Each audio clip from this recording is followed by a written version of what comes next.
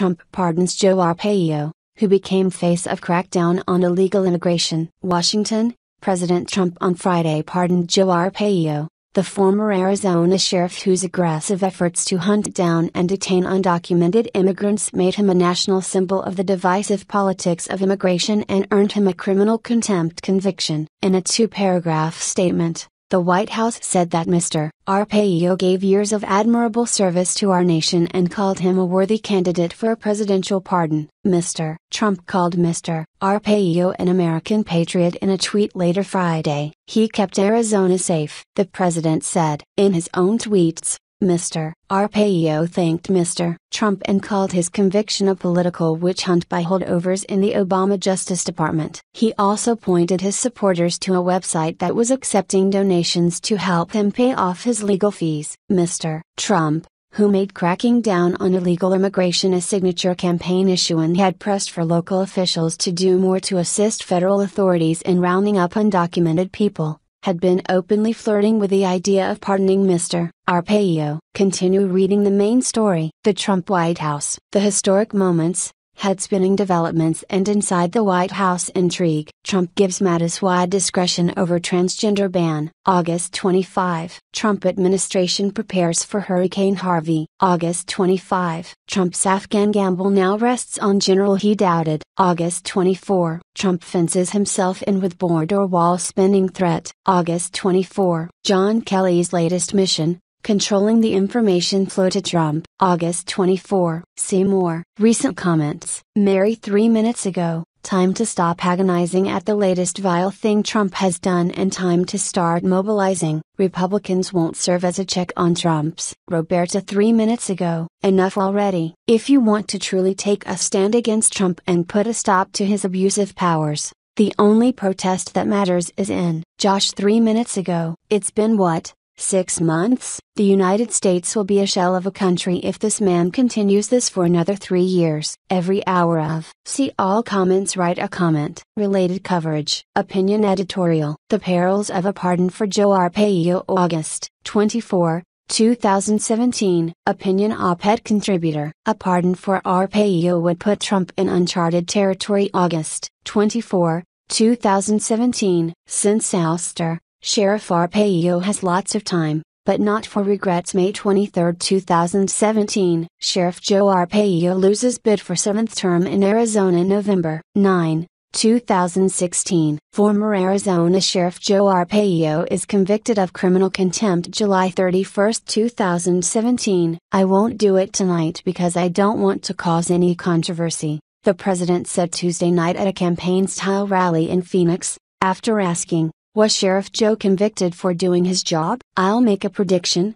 I think he's going to be just fine, Mr. Trump said. Mr. Arpaio, 85, served for 24 years as sheriff of Maricopa County, which includes Phoenix, building a national reputation for harsh conditions in his county jail, and for his campaign against undocumented immigrants. Mr. Arpaio had touted himself as America's toughest sheriff, making inmates wear pink underwear and serving jail food that at least some prisoners called inedible. He was also at the forefront of the so-called birther movements that aim to investigate President Barack Obama's birth certificate. The criminal conviction grew out of a lawsuit filed a decade ago charging that the sheriff's office regularly violated the rights of Latinos, stopping people based on racial profiling, detaining them based solely on the suspicion that they were in the country illegally and turning them over to the immigration authorities. A federal district judge hearing the case ordered Mr. Arpaio in 2011 to stop detaining people based solely on suspicion of their immigration status,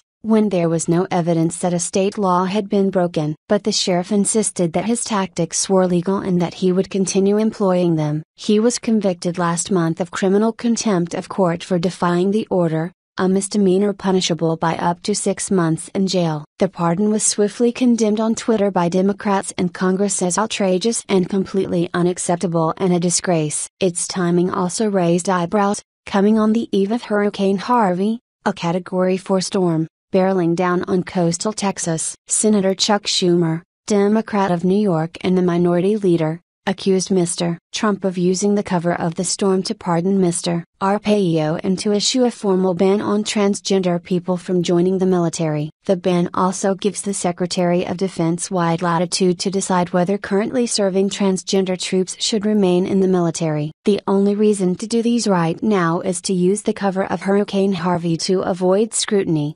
Mr. Schumer said in a series of tweets late Friday. So sad. So weak. Mr. Trump's supporters hailed the pardon as a sign the president was keeping his word on his campaign pledge to crack down on illegal immigration. Kelly Ward, a former Arizona state senator who is challenging Senator Jeff Flake in a Republican primary for his seat in 2018, called Mr. Arpaio a patriot who did the job the feds refused to do. Mr. Trump has endorsed Ms. Ward's candidacy. Meanwhile, Senator John McCain, also an Arizona Republican, denounced the pardon of Mr. Arpaio. No one is above the law, he said, and the individuals entrusted with the privilege of being sworn law officers should always seek to be beyond reproach in their commitment to fairly enforcing the laws they swore to uphold. The discussion about pardoning Mr. Arpaio had begun weeks ago, while Mr. Trump's chief strategist, Stephen K. Bannon, was still in the administration,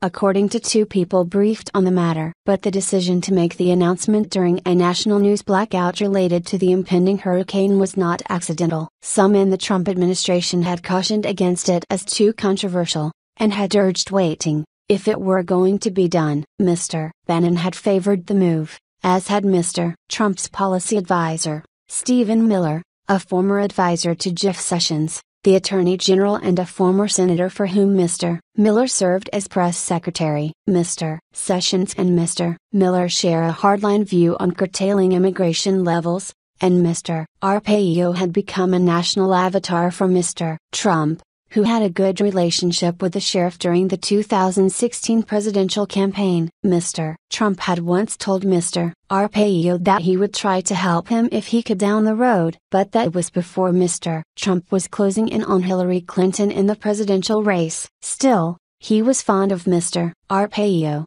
and was sold on the pardon as a way of pleasing his political base. Additionally, Mr. Miller fought hard for the pardon, according to a senior administration official. Why Donald Trump pardoned Joe Arpaio? President Trump had little to offer that was specific or coherent in the rambling, hate-filled speech that he delivered in Phoenix this week, the one that he later assessed in a self-congratulatory tweet as enthusiastic, dynamic, and fun. The speech lurched between schoolyard bragging, "I live in a bigger, more beautiful apartment than the elite and I live in the White House, too, which is really great," the usual whining about reporters, sick, bad, dishonest people, and insults to Arizona's two Republican senators, one of whom is currently battling brain cancer. The rhetorical flourishes borrowed from fascist tropes, with their distinctive mix of vague language and unmistakable menace, the virtuous we and the unspecified they, who are trying to take away our customs and culture, the thugs, who protest the leader's vision of America. But there were a few moments when Trump got very particular, and one of them was when he chose to express his keen admiration for Joe Arpaio, the former sheriff of Maricopa County. In July, Arpaio was convicted of criminal contempt of court, for defying an earlier court order to stop detaining people solely on suspicion of their immigration status. In Phoenix, Trump hinted that he would pardon Arpaio. He said that he wasn't going to cause controversy by issuing a pardon then and there, but Sheriff Joe can feel good, he pledged, and was going to be just fine. Trump is likely a fan of Arpaio's because Arapio is a fan of his, an early supporter who also went all in for birtherism, at one point sending members of a so-called Cold Case Posse to Hawaii to dig up something incriminating about Barack Obama's birth certificate. But Trump probably also likes Arpaio because the former sheriff represents in miniature what the president would like to be more maximally,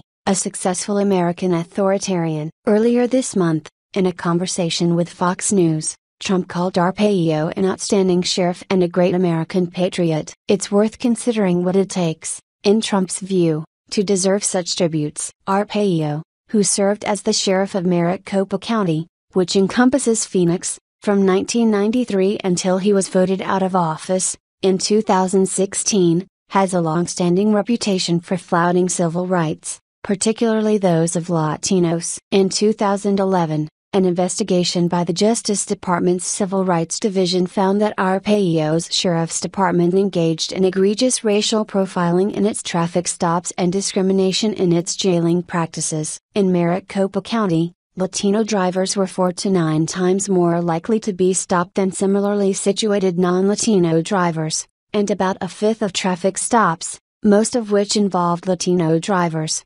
violated Fourth Amendment prohibitions against unreasonable seizures. Sheriff's Department officers punished Latino inmates who had difficulty understanding orders in English by locking down their pods, putting them in solitary confinement, and refusing to replace their soiled sheets and clothes. The investigation found that Sheriff's Department officers addressed Latino inmates as wetbacks, Mexican bitches, fucking Mexicans, and stupid Mexicans. Arpaio, throughout his tenure, specialized in meting out theatrical punishments both petty and cruel. He required that detainees wear old-fashioned, black and white striped uniforms and pink underwear, presumably for the dollop of extra humiliation such costuming offered. He brought back chain gangs, including for women and juveniles. He housed detainees outdoors, under Army surplus tents, in Phoenix temperatures that regularly soar well above 100 degrees. I put them up next to the dump, the dog pound,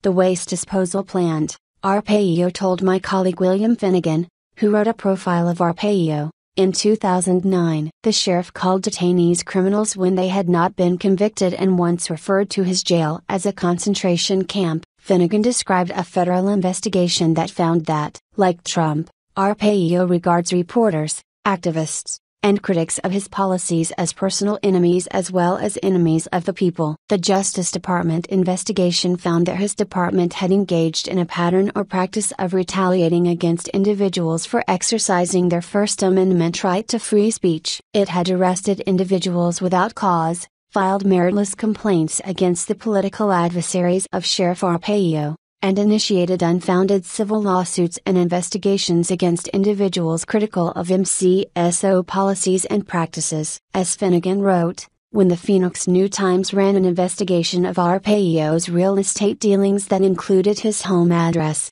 the paper received a broad subpoena, demanding, among other things, the internet records of all visitors to its website in the previous 2.5 years. Sheriff's deputies then staged late-night raids on the homes of Michael Lacey and James Larkin, executives of Village Voice Media, which owns the New-Times. The deputies arrested both men for, they said, violating grand jury secrecy. The county attorney declined to prosecute, and it turned out that the subpoenas were issued unlawfully. Local activists who applauded when someone made critical remarks about Arpaio at a Board of Supervisors meeting were arrested and charged with disorderly conduct. Arpaio had a private investigator follow the wife of a judge who had ruled against him, and so on. Plenty of Maricopa County's residents evidently liked Arpaio's colorful reputation as America's toughest sheriff. Crime rates in the county decreased during some years of his tenure, though crime rates declined across the country, too, so it would be difficult to ascribe the reduction to Arpaio's policing practices. And his toughness came at considerable cost to the taxpayers,